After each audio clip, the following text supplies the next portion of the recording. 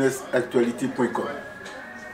Aujourd'hui, nous sommes très heureux de recevoir une des personnalités marquantes de la Côte d'Ivoire.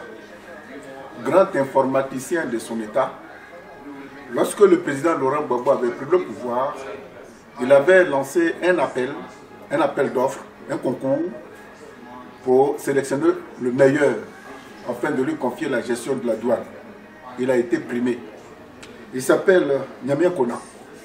Nyamia Kona, pour celui qui le connaît très bien, il fait partie des têtes pleines et pensantes, bien faites de la Côte d'Ivoire.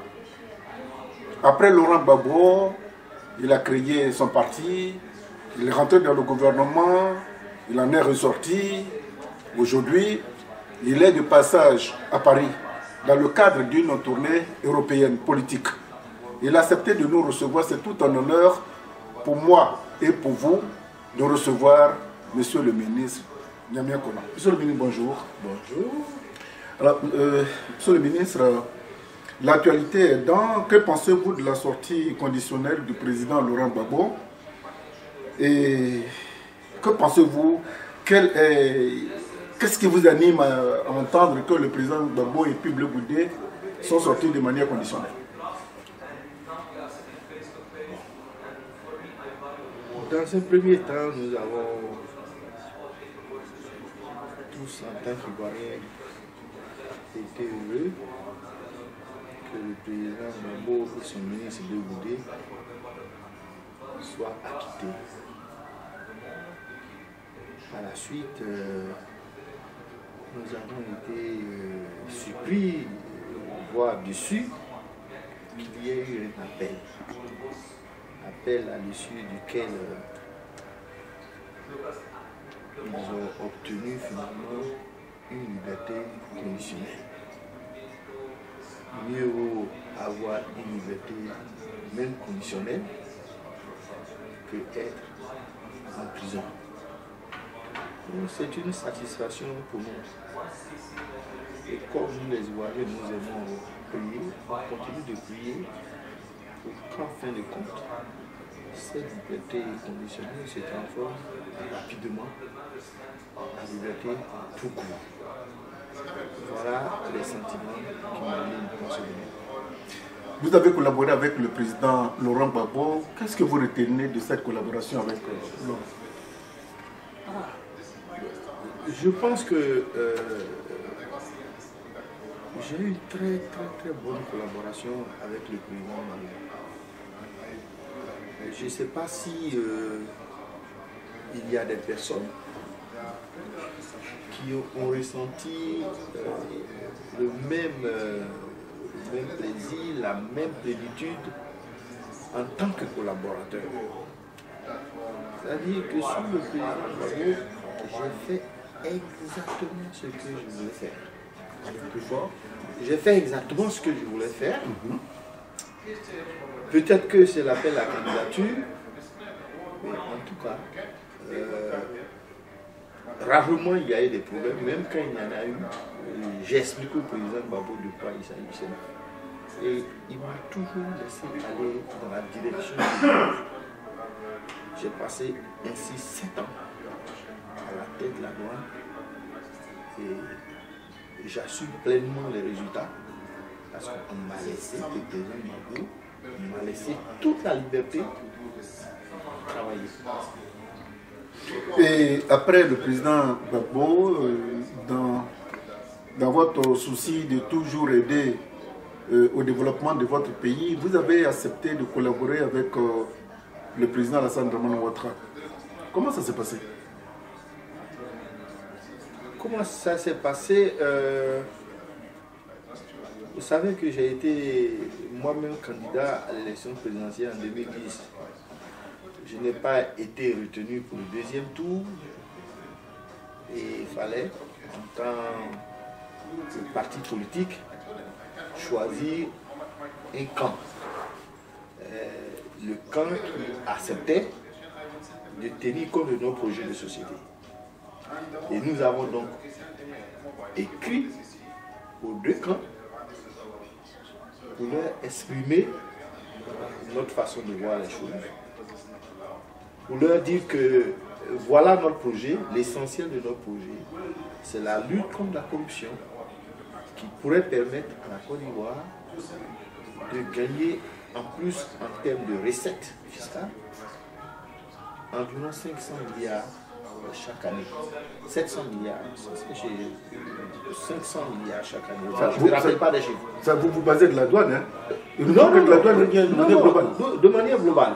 D'accord. De manière globale, la lutte contre la fraude pourrait rapporter ce que nous avons estimé à l'époque, et que si vous êtes prêts à tenir compte de ce projet, et nous avons indiqué la répartition dans quel secteur nous estimons qu'il fallait diriger donc ces recettes supplémentaires. Et on leur a dit, si vous êtes prêts à tenir compte de cette vision, eh bien, nous sommes prêts à vous soutenir au deuxième tour, et surtout si éventuellement pour la mise en œuvre de ce projet, vous êtes prêts à nous associer. Nous n'avons pas reçu malheureusement de réponse de la LMP. Il n'y a que le RHDP, par la plume de RHDP.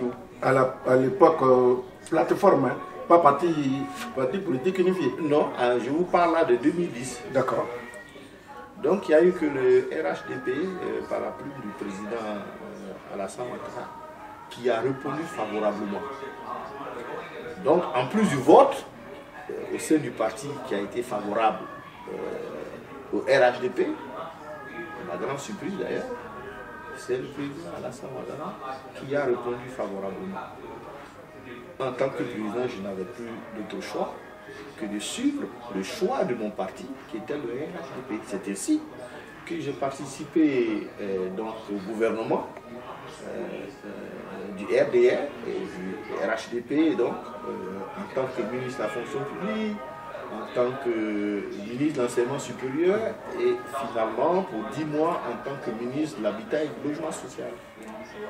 Et votre question est comment ça s'est passé? Je peux dire moins bien avec le président c'est-à-dire Laurent Gbagbo. Moins bien, c'est-à-dire? C'est-à-dire que je n'ai pas eu l'occasion d'aller jusqu'au bout de mes idées. Je ne parle que la durée. J'ai fait 3 ans à la fonction publique. Donc, la fonction publique de Côte d'Ivoire est une fonction publique qui est aussi vieille que la Côte d'Ivoire indépendante. En 3 ans, vous ne pouvez pas régler tous les problèmes. Je ne parle que ça. À l'enseignement supérieur, j'ai fait 1 an et demi. 1 an et demi. Est-ce que ce n'était pas une manière de se débarrasser de vous, qu'on vous affectait sommairement à ces postes très importants? Bon, alors, disons que après 2 années environ à la fonction publique, personnellement, j'ai commencé à me poser des questions. Est-ce qu'il fallait rester ou est-ce qu'il fallait partir? Mais quand, à ma grande surprise agréable d'ailleurs, j'en ai même versé des larmes, le président m'a appelé pour dire il me faut un intellectuel. C'est sur ces termes. À la tête de l'enseignement supérieur, il faut que tu viennes pour diriger l'enseignement supérieur. Pour moi, le challenge était grand et beau. Malheureusement, je n'ai eu le temps que de poser le diagnostic, puisque à cette époque, l'université Félix Houphouët-Boigny était quasiment en ébullition, parce qu'après la réhabilitation, il n'y avait plus de laboratoire pour faire les travaux pratiques dans les facultés scientifiques. Donc les étudiants étaient constamment en grève. On n'a vraiment pas eu le temps de mettre en œuvre notre vision. On a pensé qu'après les élections de 2015, on aurait eu cette occasion. Malheureusement, juste après les élections de 2015, on nous a fait partir au logement social. Donc, en grosso modo, je ne vous demande pas d'établir une comparaison entre la gestion du président Laurent Gbagbo et celle de M. Alassane Ouattara. Mais si c'était le cas, quelle analyse feriez-vous de ces deux parallèles? Oh, je n'ai juste pas envie de comparer des choses qui ne sont pas comparables. Je vous dis juste que le temps que j'ai mis à la tête de chaque département n'était pas suffisant pour aller jusqu'au bout de mes idées. Je ne parle que ça, mais il y a autre chose. Je ne veux pas rentrer dans ces détails parce qu'il faut qu'on apprenne en Côte d'Ivoire à regarder l'avenir. vous êtes aussi député. Oui. Et un des vôtres, en la personne de Alain Le Bognon, pour un tweet, fait la prison 1 an assorti de 300 000 francs d'amende. En Côte d'Ivoire, comment est-ce qu'on pour un tweet on peut mettre un député en prison? Des voix plus autorisées ou plus instruites que la mienne se sont exprimées. Et je crois qu'il y a des magistrats, des avocats qui ont fait des déclarations. Mais on se constate qu'en Côte d'Ivoire, si tu n'as pas de chance, ça peut t'arriver. Une élection, il faut la comparer maintenant à une chance. C'est pas, vous ne parlez pas là d'une élection, vous parlez d'un député par exemple. Pour un élu, qu'on soit élu ou pas en Côte d'Ivoire, si vous n'avez pas de chance, vous pouvez retrouver en prison. Même à l'issue de cette interview, je peux me retrouver en prison, je le sais. Alors vous voulez dire qu'il n'y a pas de liberté d'expression en Côte d'Ivoire? Je veux dire ce que vous traduisez. Il n'y en a pas du tout. Ce que vous comprenez là, c'est ce que je veux dire. Et pourtant, il y a des députés qui se plaisent à injurier publiquement d'autres députés parce qu'ils sont de l'autre camp. En l'occurrence, une dame qui est députée qui a fait une sortie mais fracassante sur les réseaux, qui a insulté une autre députée parce qu'elle est du PDCI. Bon, les femmes ont porté plainte, la plainte n'a pas été recevable chez le procureur. Comment vous expliquez qu'il y a une justice à 2 niveaux en Côte d'Ivoire?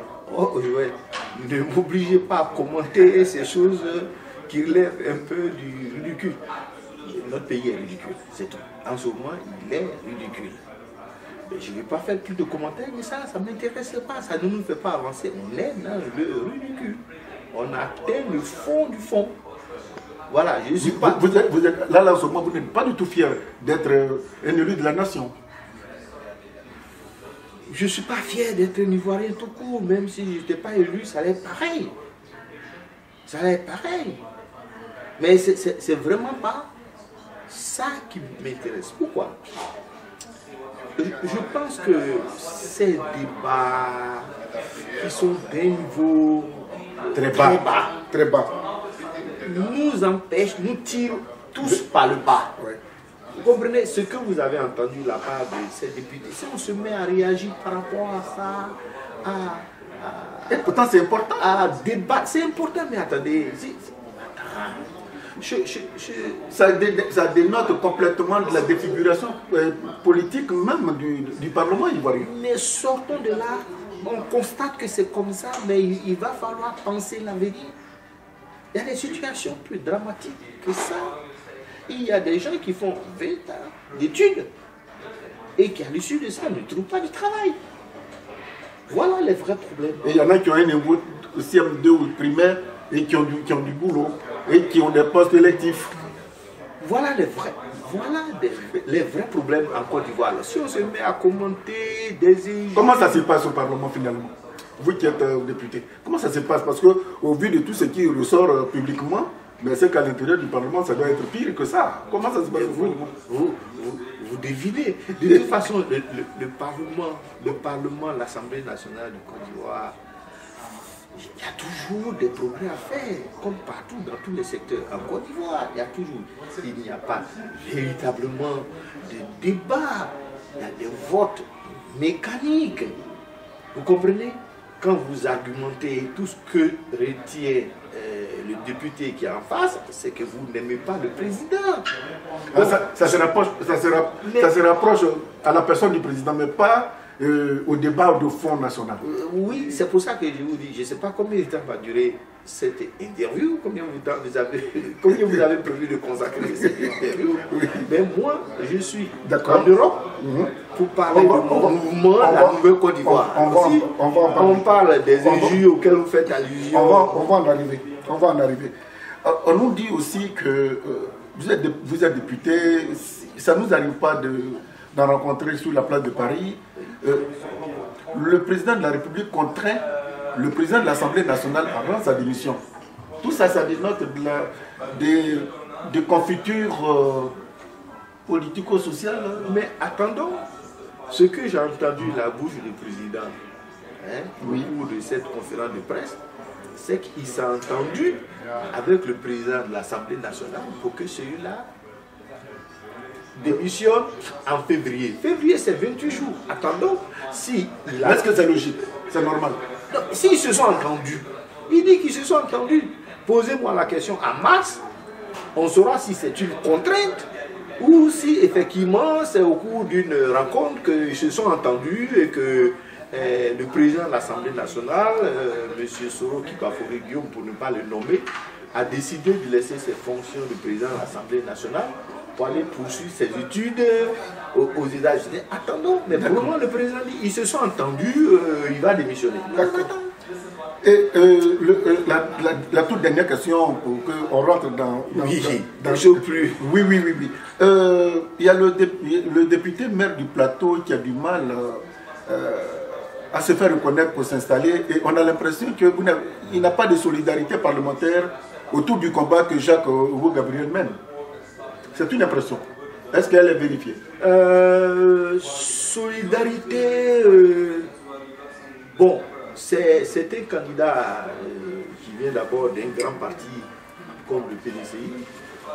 Le PDCI, c'est le parti qui n'a vraiment besoin de personne pour mener ce genre de combat. Et je sais que le PDCI mène ce combat. Parce qu'il faut qu'en Côte d'Ivoire, on essaie de mettre balle à terre. Parce que si on veut répondre du tac au tac, on veut donner des réponses proportionnelles, on ne va pas s'en sortir. Je pense que le PDCI a pris la voie du droit. Ils ont pris la voie du droit. Je pense que c'est la meilleure façon de faire. Et on verra. Alors que bon, c'est que bon, dans un État, la Côte d'Ivoire, l'État de droit, bon, entre parenthèses, est-ce que ça pourra éventuellement aboutir? Mais en dehors de l'État de droit, qu'est-ce que vous voyez? C'est l'État de force. Mais on a déjà connu ça. Il faut préserver des vies, il faut préserver l'essentiel, il faut préserver la Côte d'Ivoire. Parce que quand il y a la provocation, la personne qui provoque, peut-être s'attend, la bagarre. Peut-être c'est la bagarre qui l'arrange. Mais nous, la bagarre ne nous arrange pas. Bon, dans cette lutte, on sait qu'il y aura des emprisonnements arbitraires, il y aura des élections. Vous parlez du plateau, mais vous aurez pu parler de Bassam. Oui, Bassam, Port-Boué, Rubino, il y a plein. On peut parler de tout ça. Moi, avant ces élections, j'ai dit que je n'y vais pas. Je ne fais pas ces élections locales. Mon parti n'ira pas à ces élections locales. C'est le régime qui a décidé d'organiser ces élections pour démontrer au monde entier qu'ils sont majoritaires, avec une majorité écrasante, pour justifier la suite. Donc, je ne vais pas aller servir de cobaye pour que les gens démontrent, voilà, que le sang est rouge. Le président Bédié a lancé une plateforme. On vous a vu plusieurs fois d'Aoukro aller le rencontrer. Est-ce dans le cadre de cette plateforme ou bien, si oui, quel conseil vous avez donné au président? Quel a été le motif de votre échange concernant cette plateforme? Moi, il y a longtemps que je vais voir le président Bédié. Je considère que c'est un aîné. Nous qui sommes des jeunes politiciens, je n'ai pas dit que je suis jeune, je suis un jeune politicien. Par rapport au président, oui. Par rapport à lui, mais on est des jeunes politiciens, on a besoin de rencontrer vos amis. Ces icônes, comme tu l'as dit tout à l'heure, ces icônes-là, échanger, apprendre, avoir leur avis, donner le sien, pour voir s'il peut en tenir compte. Donc, dans ce cadre, ça me plaît d'aller le voir. Mais évidemment, aujourd'hui, depuis 2016, moi je me considère dans l'opposition. En tant que personne, avec le mouvement que j'ai créé, la Nouvelle Côte d'Ivoire, nous sommes dans l'opposition. Quand le président Bédié a lancé cet appel de plateforme non idéologique, par la suite, non seulement j'ai donné mon accord, à sa demande j'ai donné mon accord, mais j'ai invité publiquement toutes les Ivoiriennes et tous les Ivoiriens à faire bloc autour du président Bédié dans cette plateforme qui a pour but, pour l'instant, pour ce que je sais, qui a pour but de réclamer des élections libres, transparentes et justes. Et ça, tous ceux qui sont dans l'opposition devraient se retrouver là-bas. Qu'on s'appelle Pierre ou Paul, on devrait se retrouver dans cette plateforme. Parce que ce n'est pas évident. Oui, c'est pas évident, mais est-ce qu'au niveau du FPI, par exemple, vous pensez que les deux pieds sont joints dans cette plateforme-là? Mais tout le monde le souhaite, mais c'est quand même pas évident. Il y a beaucoup de choses. Il y a beaucoup de choses entre beaucoup d'incompréhension interne entre le FPI d'AFI, si on accepte qu'il y en ait deux, et le FPI du président Gbagbo. Il faut, ouais, faut appeler un chat un chat. Voilà, on disait le FPI de Sangaré, mais je crois que c'est le FPI du président Gbagbo. Oui. Il y a des petits. Je dis petit, en guillemets, on ne peut pas régler ça du jour au lendemain. Il faut beaucoup de diplomatie, beaucoup de tact pour que les uns et les autres s'accordent à aller à l'essentiel. Alors, votre parti vous a été arraché par le président. Sur quoi politiquement vous fonctionnez? Vous n'avez plus de parti? Non, j'ai créé un mouvement. Et qu'est-ce qui s'est passé? On vous a arraché votre parti et pourtant vous étiez le fondateur. Oui, mais bon, après, les cas sont légion. Il y a eu le FPI qui a été divisé avant nous. Il y a eu MFA, il y a eu PIT, il y a eu l'UPC. En fait, dès lors qu'un parti ne prend pas l'option de soutenir le régime en place dont le président Ouattara, dès lors que le président devient critique par rapport à sa gouvernance, c'est mécanique. On infiltre le parti, on liquide par un congrès fabriqué, et puis on liquide le président de ce parti, on en installe un autre qui devient favorable à coup de promesses. À coup de promesses, de postes ou je ne sais quoi d'autre. C'est ce qui s'est passé, c'est ce qui se passe. C'est mécanique, c'est vrai pour tous les partis. Et donc, moi j'ai estimé à un moment que je n'avais... Et vous n'avez pas mené la lutte juridique pour pouvoir récupérer votre... Ah oui, mais vous êtes depuis le début de cette interview en train de me démontrer que l'état de droit n'existe pas, que c'est difficile. Moi, je n'avais pas le temps à perdre, aller prendre des huissiers pour voir à qui appartient le siège, pour qu'on t'explique du siège, pour que tous les jours tu sois amené à répondre à des journaux. Je n'avais pas le temps. Et aujourd'hui encore, moi, je n'ai pas le temps pour faire des parapolitiques. Alors, c'est quoi le mouvement que vous avez mis en place aujourd'hui? Le mouvement s'appelle la Nouvelle Côte d'Ivoire. Alors, ce que j'ai dit, c'est que ce n'est pas un parti politique. C'est un mouvement, mais qui n'est même pas un mouvement, c'est un projet. C'est un projet de société, c'est un programme de gouvernement pour la Côte d'Ivoire. Vous êtes devenu un cabinet qui confectionnait des programmes de société au présidentiel à venir. Alors, c'est un cabinet en fait. En Côte d'Ivoire, où on continue de faire la politique politicienne, j'allais dire la politique tribaliste, alimentaire, tout ce que vous voulez, c'est pas ce que le parti ou la personnalité a comme vision, comme projet pour son pays, c'est son ethnie, c'est sa fortune. On peut rester dans ça. Ou à un moment donné, on décide de faire comme les grands pays, notamment celui où nous nous trouvons, on dit c'est projet contre projet. On débat à la télévision, des débats contradictoires, et puis on choisit le meilleur projet. Si les partis n'ont pas de projet, moi je vois des gens qui disent ah oui, après lui c'est moi. Pourquoi après lui c'est pas moi? Mais après lui c'est toi, mais qu'est-ce que ça apporte à la Côte d'Ivoire? qu'on change le nom du président. Mais qu'on change le projet. Alors ce que nous disons, la nouvelle Côte d'Ivoire. Et pourquoi la nouvelle? La Côte d'Ivoire, il y a une ancienne Côte d'Ivoire, il y a une nouvelle Côte d'Ivoire. Oui, nous proposons une nouvelle Côte d'Ivoire. Parce que... Ah, vous proposez une nouvelle Côte d'Ivoire? Parce que, je vous explique. D'accord. Dans notre vision, ce n'est pas le véhicule, la vitesse ou le chauffeur qu'il faut changer. Il faut changer de route. Il faut changer de chemin. Celui de chemin que nous avons pris, il va nous conduire, il nous conduira fatalement dans le ravin. Comment on peut construire un pays, on peut développer un pays, on peut même parler d'émergence dans un pays quand l'école est dans une situation de ruine avancée, quand l'école est dans le coma.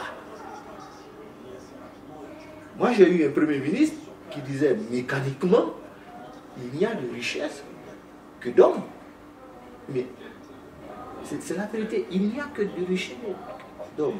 Ce qui a fait la différence à un moment donné entre les pays d'Asie, la Corée du Sud, Singapour, la Malaisie et autres, et les pays africains, ce qui a fait la différence, c'est la formation. C'est la formation. En Côte d'Ivoire aujourd'hui, les classes au primaire et au secondaire, c'est entre 80 et 130 élèves. Mais c'est pour une seule classe. Pour une seule classe, en double vacation, s'il vous plaît. Mais là,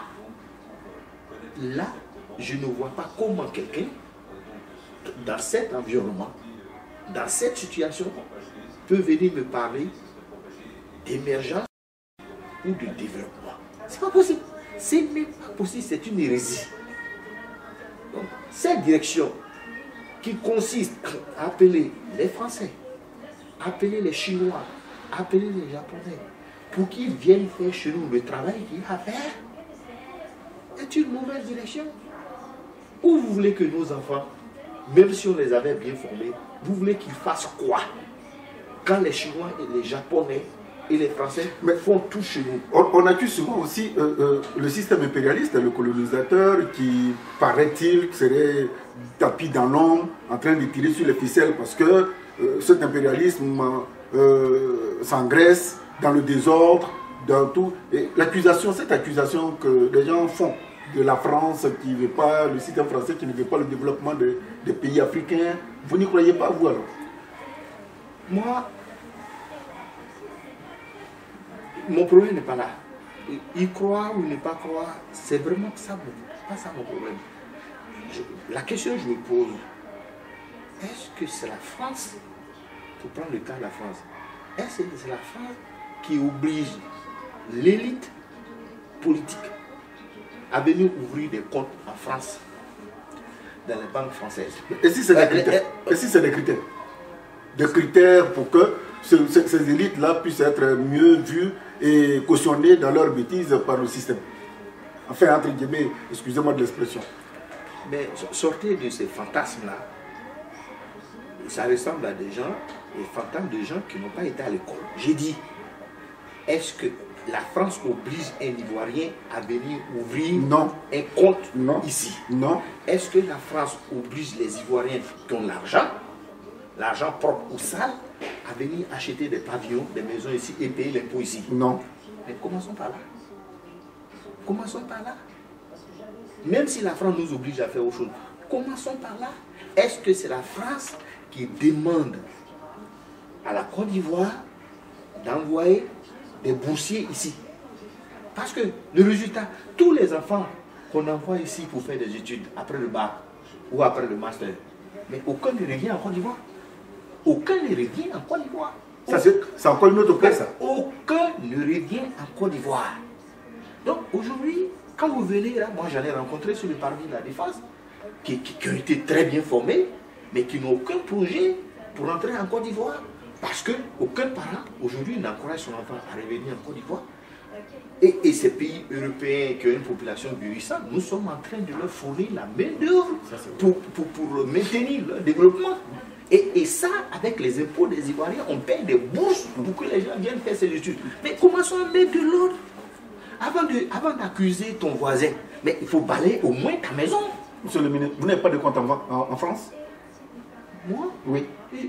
Le seul compte que j'ai en France, vous en avez quand même. je vous explique, c'est celui qui est la Société Générale depuis que je suis étudiant au plateau.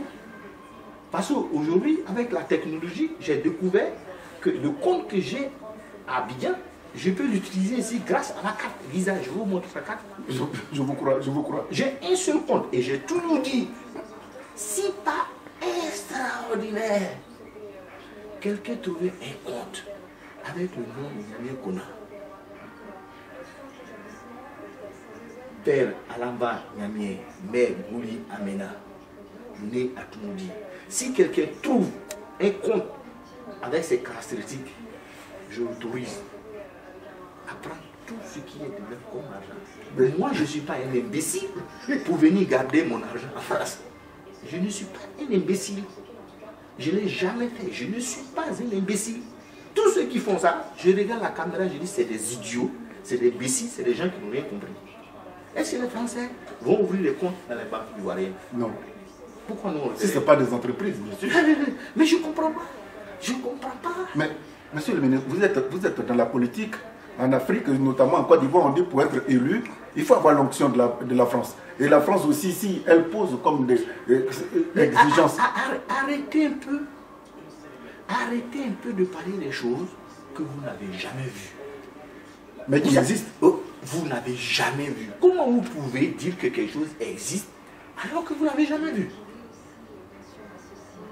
Vous ne l'avez jamais vu. Et personne ne vous a dit, moi la France a fait pression sur moi pour que je vienne ouvrir un compte en France. Personne ne vous a dit ça.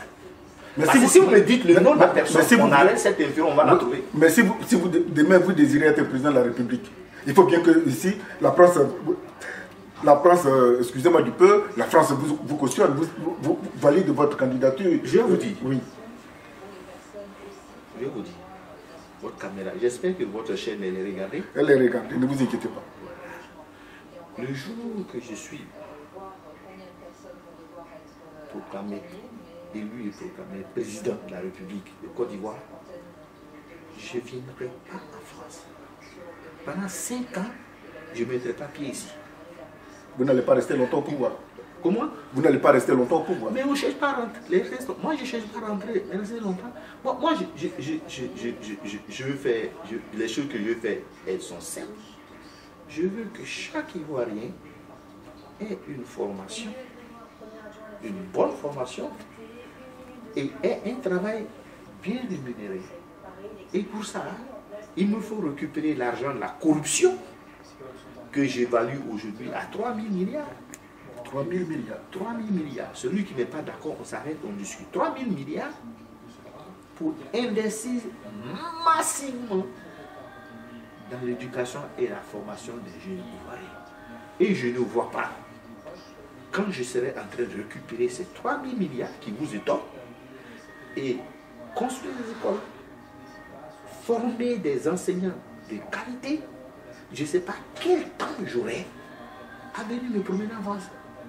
Si le président de la République française veut me voir, il va falloir bien que je déplace en Côte d'Ivoire. Point. Mais c'est des discours radicaux comme ça que beaucoup ont tenus et qui ne sont pas restés longtemps au pouvoir. Qu'est-ce que vous en savez? Donnez-moi un exemple. Laurent Gbagbo. Il a dit quoi? Laurent Gbagbo a dit quoi? Laurent Gbagbo voulait remettre en cause le franc CFA par exemple. Et tous les investissements tentaient de reformer et ça lui a valu ce que ça lui a valu aujourd'hui, monsieur. Mais c'est des fantasmes. C'est des fantasmes. Macron est parti à Ouaga.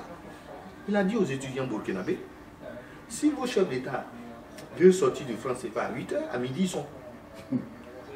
C'est des fantasmes. Gbagbo, il a fait 10 ans au pouvoir. Il n'avait pas à vouloir, il veut. Il n'avait qu'à le faire.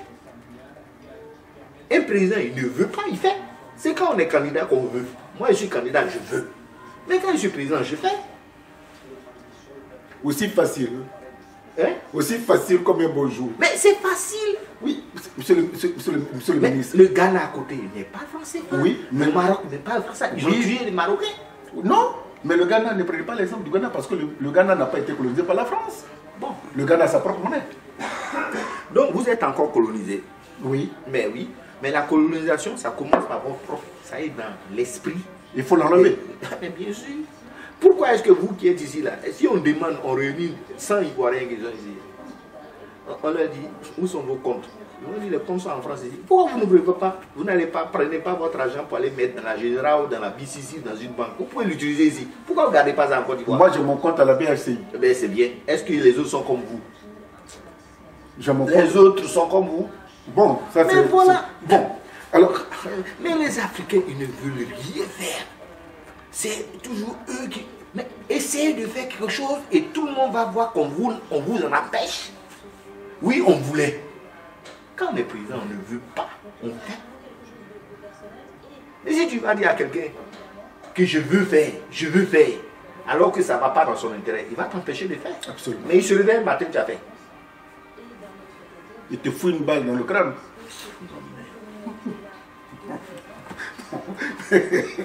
Monsieur le ministre. Donc vous avez peur de mourir. Mais celui qui a peur de mourir... Il ne fait pas de politique en Afrique. Ah mais bien sûr.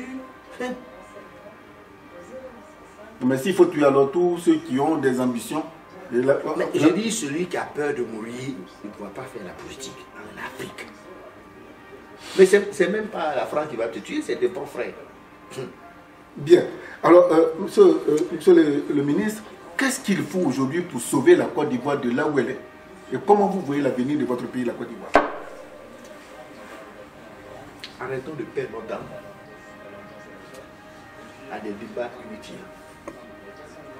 Faisons en sorte que la politique redevienne une saine et fraternelle compétition entre frères et sœurs, par l'intermédiaire de projets de société. Ceux qui ne veulent pas que la Côte d'Ivoire avance nous retiennent, nous poussent toujours dans des débats de bas étage. Par les injures, par les... Il faut qu'on sorte de là. Moi, je ne veux plus en faire. Je ne veux plus en faire. Moi, en principe, aujourd'hui, mon discours, ce n'est pas de critiquer ce que les gens font. C'est de proposer ce que je veux faire. Parce que, justement, j'ai dit, le chemin sur lequel ils sont, c'est pas ce chemin-là qui va nous amener au développement. Donc pour moi, il ne s'agit pas de proposer, je vais être de nouveau chauffeur, ou je vais changer de véhicule, pour qu'on aille plus vite, parce qu'on s'en va dans le ravin. Donc je propose un autre chemin, une autre voie. Donc ça ne m'intéresse même pas de critiquer. Faites-nous le résumé, donnez-nous 4 ou 5 grands points de ce projet qui vous tient à cœur. Mais je vous ai dit... Vous avez parlé de la formation de qualité. Attendez. Mais vous n'avez pas parlé de santé.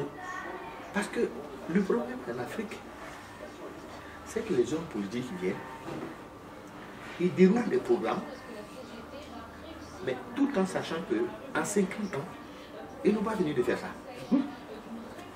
Dites aux gens ce que vous pouvez faire. Ça veut dire c'est imaginaire. Dites aux gens ce que vous pouvez faire. Déjà, le challenge que moi j'ai choisi, de recréer une école d'excellence, c'est ma priorité des priorités. Déjà, je vous dis, pour avoir des effectifs de 50 élèves par classe, il nous faudra recruter 200 000 enseignants. 200 000 enseignants. 200 000 enseignants. Et ça, il vous faut autour de 2 000 milliards pour payer le salaire de ces enseignants. Et pour avoir cet argent, ce n'est pas la France qui va nous prêter cet argent. Il va falloir qu'on trouve cet argent nous-mêmes. Par la lutte contre la corruption et les détournements. Mon ami, si tu fais ça en 5 ans, on doit te décorer, construire un monument pour toi. Et tu passes la main. Mais tu vas venir dire aux gens, je vais faire ceci, je vais faire cela. Quand je parle de corruption, de lutte contre la corruption, c'est parce que je sais que dans ce domaine, je suis le meilleur. Je suis le meilleur. Parce que personne ne l'a prouvé. en dehors de moi qui peut lutter contre la corruption. Je suis le meilleur, donc je parle de ce que je sais faire. Quand je parle de l'école, j'ai été ministre de l'enseignement supérieur, je sais exactement ce qu'il faut faire à l'école. Donc, je parle des choses que je sais faire. Et si vous faites ça en 5 ans, vous avez sauvé le pays, vous remettez le pays sur les rails. Mais bien entendu, si les gens travaillent, les problèmes de santé sont réglés, sont au moins diminués, divisés par 2, parce que les gens ont les moyens d'acheter leur Doliprane, d'acheter leur Nivaki, d'acheter leur aspirine. C'est la pauvreté qui crée les problèmes de santé. Est-ce qu'en France ici, vous cotisez pour vous cotisez, vous avez l'assurance maladie universelle au CMU, il y a ça ici? Oui, il y en a. Bon, moi je trouve que on n'a même pas besoin de ça. On n'a même pas besoin de ça, c'est parce que les gens sont incapables de percevoir la TVA. Mais tu augmentes la TVA de 2 points ou de 3 points, c'est ce qu'il faut. Mais tous ceux qui consomment, ils payent quelque chose. Tu n'as pas besoin de mettre encore un système complet. Tu récupères cet argent, tu l'investis dans la santé. Qu'est-ce que la médecine aujourd'hui? C'est les équipements, les plateaux techniques. On prend ton sang, on regarde, on sait de quelle maladie tu souffres. Et on ne tâte pas les gens, on n'ouvre pas les yeux, sort ta langue, il faut cracher. Non, on prend ton sang, on met dans une machine, on sait quelle est la maladie que tu as et quelles sont les molécules qu'il faut pour te soigner. Donc, si on a l'argent, on équipe nos CHU, on occupe nos hôpitaux.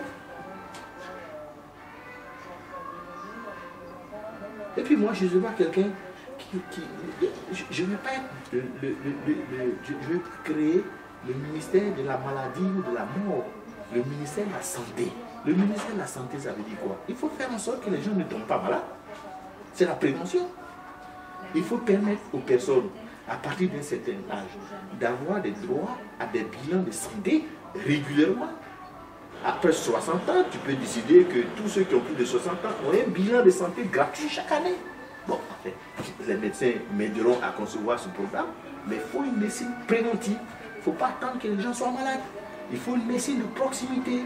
Dans le quartier où moi j'habite, au carrefour d'Unga, je ne sais pas, il y a environ 50 familles, mais pour 50 familles, il te faut un médecin dans le quartier, un médecin de proximité, un médecin de famille. Nous, on a des idées sur tout, mais on ne parle que pour 5 ans, ce qui est essentiel et ce qu'on peut faire dans 5 ans. Après, je vous peux en parler de tout. La Côte d'Ivoire, c'est quoi?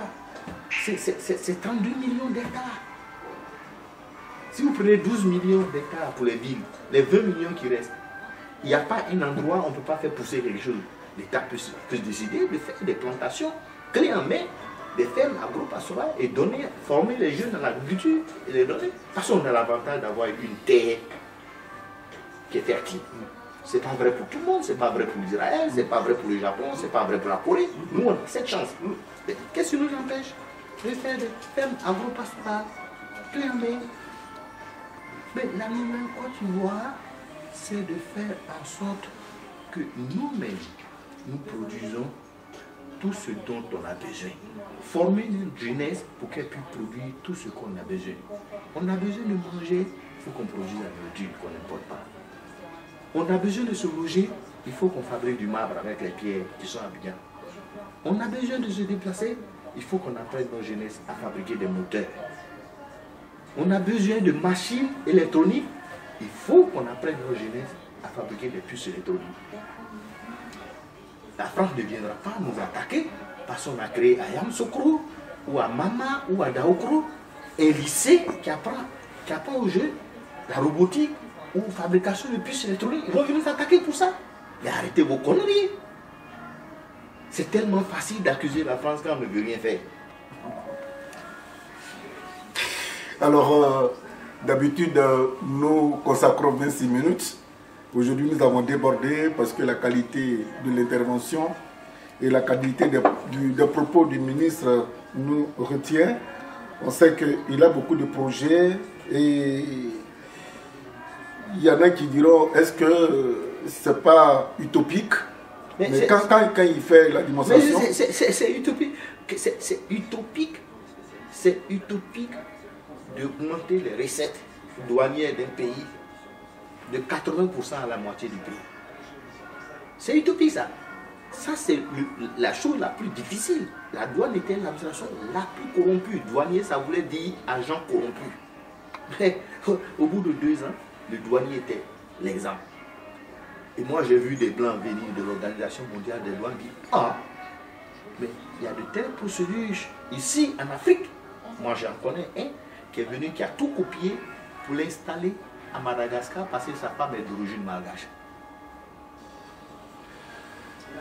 Alors, suite à cet entretien qui tire à la fin, nous sommes très heureux que vous preniez votre temps à nous écouter parce qu'effectivement, la Côte d'Ivoire a besoin de matière grise pour concevoir la paix. Parce que c'est partie des sociétés, des programmes de société, que ceux qui ne peuvent pas faire la politique. Parce que c'est ça aussi. C'est les politiques qui élaborent les projets de société et qui conduisent le destin de leur pays. Nous allons donner la parole de fin à M. le ministre, qui est de passage ici, pour lui demander, Monsieur le ministre, quel serait votre mot de fin?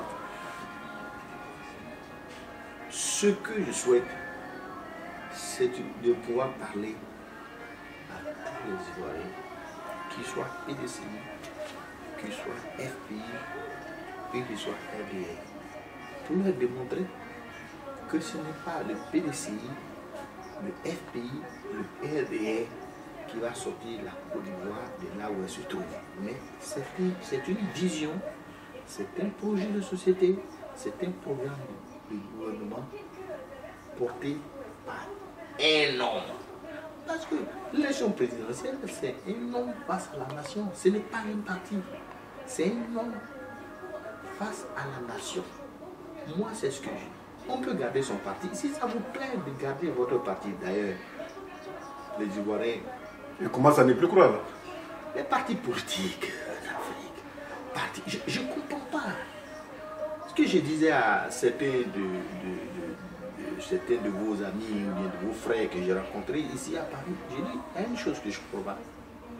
Vous avez quitté la Côte d'Ivoire parce que ça n'allait pas. Pour venir vous chercher ici.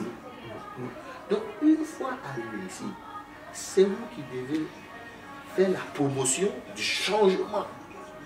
Or, je vous vois ici organiser une association pour soutenir justement la politique à cause de laquelle vous avez fui pour venir ici dans le froid et supporter les humiliations.